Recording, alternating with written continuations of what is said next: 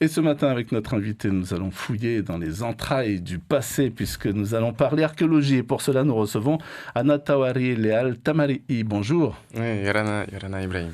Alors, vous êtes archéologue et puis responsable également, alors vous allez me dire de quoi exactement, d'une cellule au niveau de la direction de la culture, c'est ça? Oui, la cellule patrimoine culturel de la direction de la culture et du patrimoine. C'est ça. Alors, vous avez écrit un ouvrage qui est la 6e édition du dossier d'archéologie polynésienne, soit 10 ans de recherche et de fouilles pour mieux comprendre l'histoire de notre peuplement. Alors, des recherches qui concernent une période bien précise, de 2005 à 2015. Pourquoi cette période précisément? Alors, premièrement, du coup, je ne suis pas le seul auteur. Il y a plus d'une cinquantaine d'auteurs qui ont participé à la rédaction de cet ouvrage. Je suis le simple coordinateur. Et outre le peuplement, il y a plusieurs autres thématiques. Mais alors, concernant la fourchette chronologique, il s'agissait avant tout de reprendre l'outil scientifique qu'est le DAP. Et pourquoi cette fourchette? Tout simplement parce que le dernier s'était arrêté en 2004. Et donc, du coup, il fallait donc reprendre la suite. Et donc, 10 ans, c'était la fourchette que nous étions fixés pour tenter de rattraper au mieux les années passées jusqu'à aujourd'hui. D'accord. Et on sait pourquoi ça s'était arrêté? Alors, pour plusieurs raisons, mais la première, c'est il faut du monde pour porter un tel projet de publication. Et c'est vrai que les ressources de la direction de la culture et du patrimoine ont été, concentrées sur des dossiers d'importance à l'échelle du territoire. Alors ce nouvel ouvrage comprend 37 articles qui nous permettent d'en apprendre davantage sur la richesse patrimoniale des 5 archipels du Fénois. Par exemple, on retrouve dedans un article traitant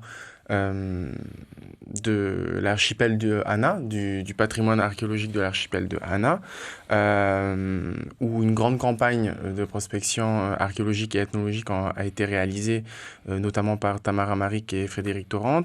On retrouve également dedans d'autres articles traitant donc de différents autres archipels.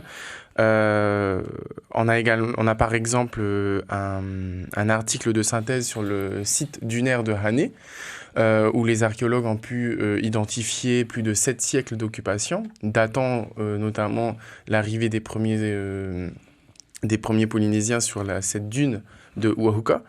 On a plein d'autres articles, notamment à Taputapuatea, on en a également sur une grande série sur Moorea. Donc voilà, c'est assez divers, varié et très riche en matière de patrimoine archéologique.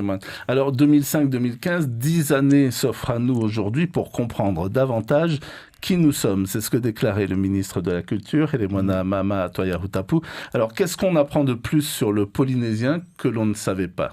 Alors, que l'on ne savait pas, c'est pas tout à fait ça, dans le sens où 2005-2015, des articles ont quand même été publiés depuis. Donc on revient sur certaines choses qui ont été écrites ailleurs. Mais là, l'idée, c'était vraiment de pouvoir le restituer aux populations locales. Parce que souvent, les scientifiques, lorsqu'ils mènent des projets de recherche, ils publient dans des revues qui sont très peu diffusées à l'échelle de la Polynésie.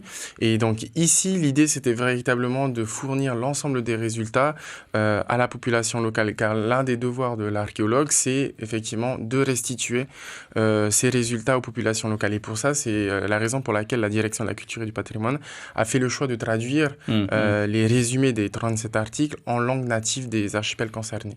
Donc ça, c'est un fait inédit. Et ça, c'est un fait inédit dans l'édition archéologique, effectivement. Alors, plus généralement, qu'est-ce que nous apprennent ces recherches, ces fouilles sur notre histoire ? Par exemple, on peut retrouver la thématique du peuplement de la Polynésie, qui est quelque chose qui a, obsédé le monde de l'archéologie, et pas que d'ailleurs.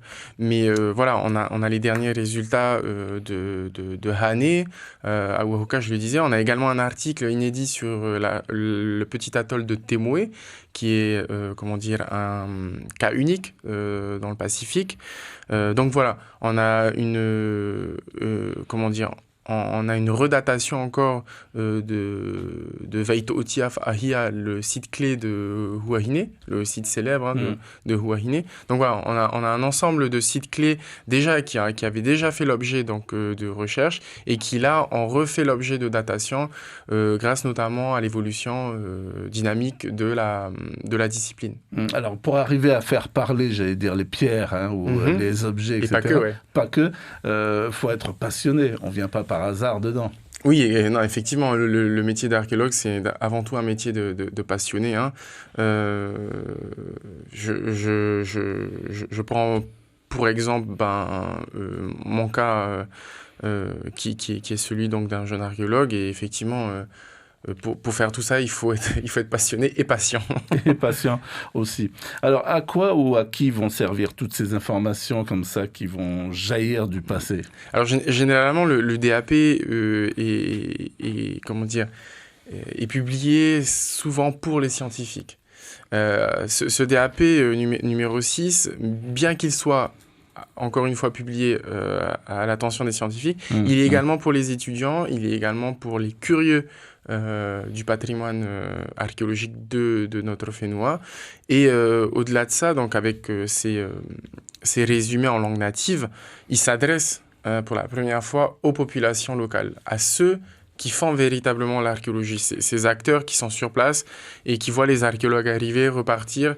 Et donc, c'est à eux que s'adresse également ce DAP. En plus, donc, des 5 capsules audiovisuelles qui ont été réalisées par la direction de la culture. D'accord. L'éducation nationale est concernée aussi, j'imagine ? Oui, bien sûr. L'éducation nationale, comme je le disais, ce DAP est une revue scientifique qui s'adresse également aux étudiants.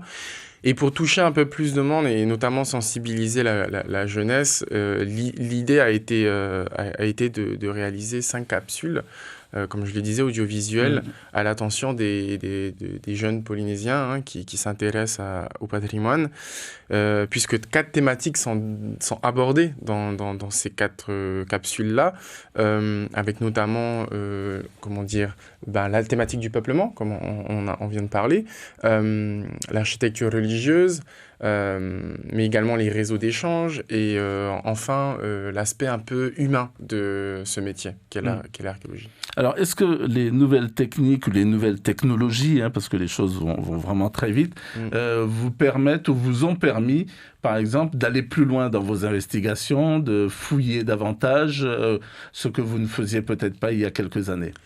Oui, alors souvent, comme je le dis, l'archéologie, c'est une discipline dynamique qui n'a de cesse d'évoluer au fil des années.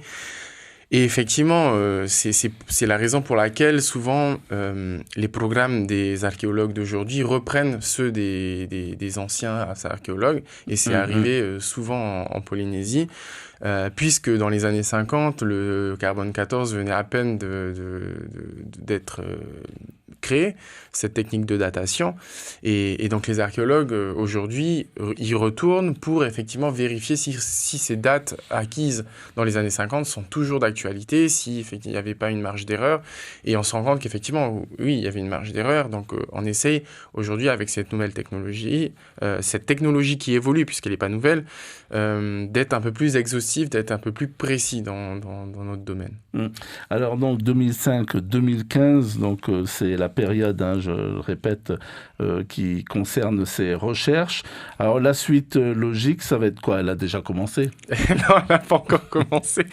Déjà, ça a pris quand même 2 ans pour sortir cet ouvrage-là.